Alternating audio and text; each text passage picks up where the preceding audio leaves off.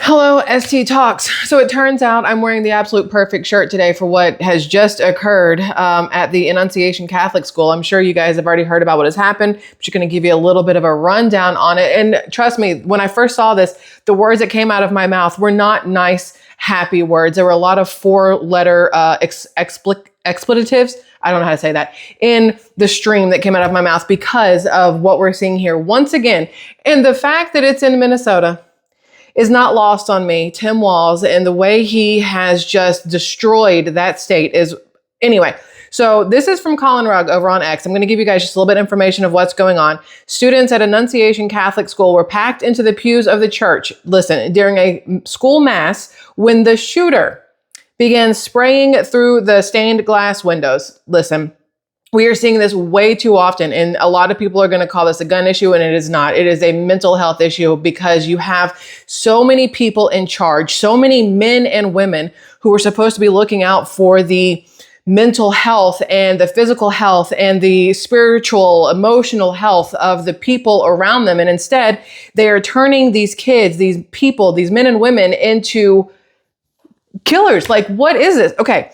A parent described the horrific details to the Minnesota Star Tribune. This is what it said. He just pepper sprayed through the stained glass windows into the building, 50 to 100 shots. This is according to one of the parents of the children that went to Annunciation Catholic School. He killed two kids. This is terrible. This is evil. I don't know how you defend against this. And then, pray for these families. I'm not going to show you the videos of these children that are walking out clearly traumatized because you don't want to see this. You're going to see it anyway. It's going to be all over the news, but stuff like this, listen, I have a kid in school and things like this make me want to rage.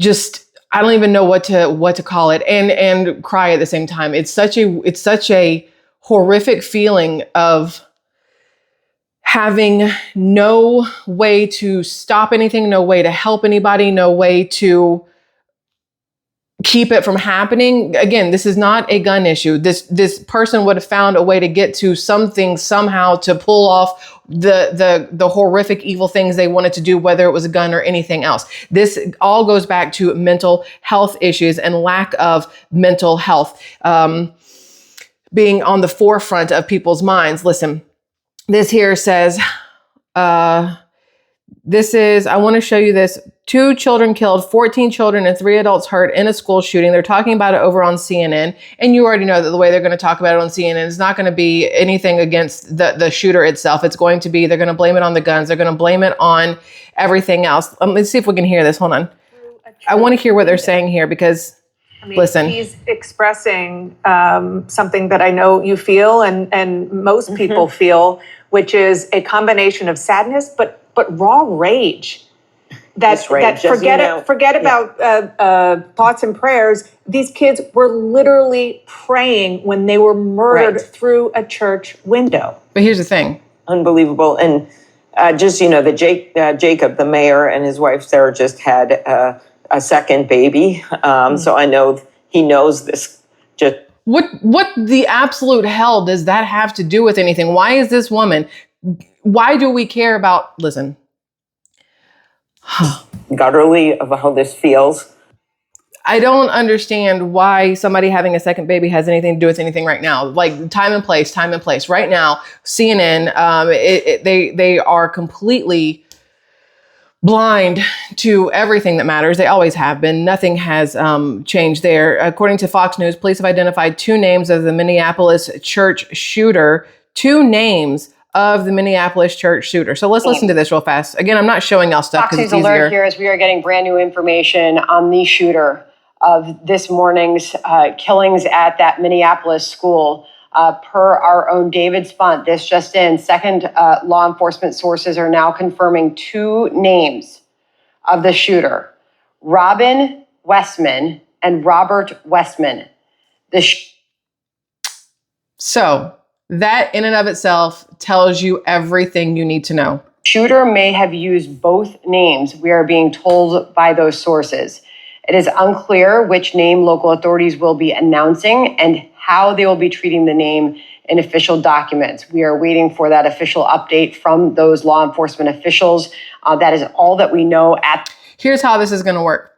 If This is a man, a boy, who is mentally confused, thinking that it is a girl.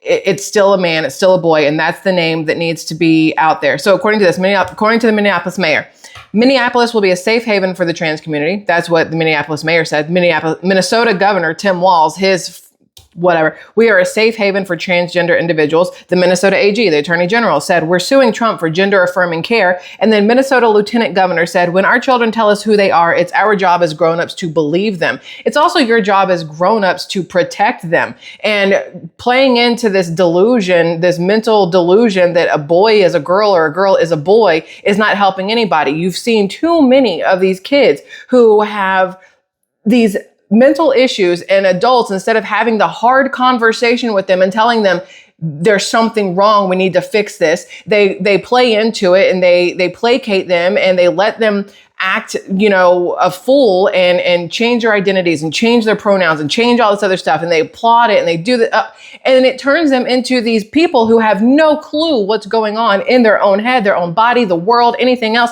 And then you see stuff like this happening. You see this boy who thinks it's a girl turn around and take it out on these innocent children at this school.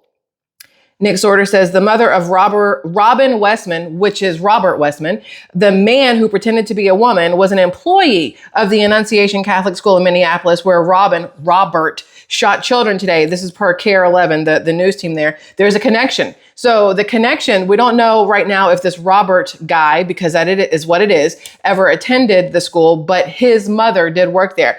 Now here's the problem, because again, this is just happening. It's only coming out. The Minnesota Catholic Church shooter has been revealed as Robin Westman, but it's a transgender male. His magazine read, "Kill Donald Trump." That's what they're saying on the side of his magazine. He wrote that. I'm not going to do that. I'm going to show you this person's face, even though I don't want to show you this person's face, but you need to see exactly what mental health issues fully look like. That is Robert, that is now going by the name Robin. And what's going to happen here is you're going to have mainstream media make it seem like a woman went in and shot up a school and killed a bunch of children. That's what this is all about. When you let these men pretend to be women and then you give them a voice as a woman, you're making it look like women are out here doing these horrific things when that's not the case. This is a fucking man who has mental issues, dressing up as a woman, wanting to be called a woman, and carrying out these horrific things as a woman. That gives me a bad name. That gives y'all ladies a bad name, because this is what is happening. Listen. The rage is palpable. That's all I can say.